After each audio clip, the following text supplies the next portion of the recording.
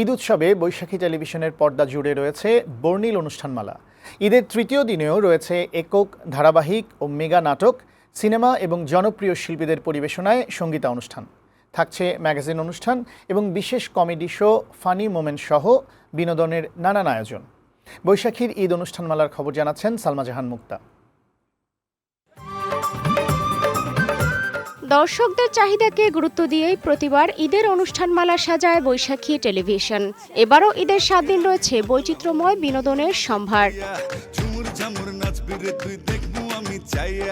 ঈদের তৃতীয় দিন সকাল শুরু হয় বৈশাখীর সকালের গান দিয়ে। এরপর প্রচারিত হয় একক নাটক এবং গান নিয়ে নানা স্বাদের অনুষ্ঠান। এরপর দুপুর 2:30টায় প্রচারিত হবে বাংলা সিনেমা হৃদয়ের কথা। অভিনয়ে রিয়াজ ও পূর্ণিমা। তোমাকে ছেড়ে আর আমি কোনোদিন দূরে থাকবো না। বিকেল 5:15টায় থাকছে ধারাবাহিক নাটক বিবাহ অভিযান।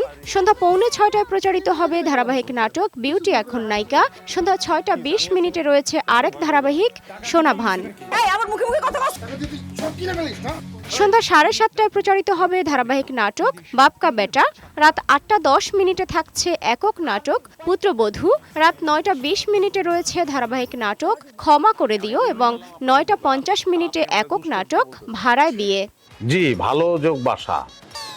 এরপর রাত 11:35 প্রচারিত হবে মেগা ড্রামা আমি মানুষ। আমরা যে মানুষ সেইটার কোনো স্বীকৃতি পাইলাম না। সালমা জাহান মুক্তা, বৈশাখী সংবাদ, ঢাকা।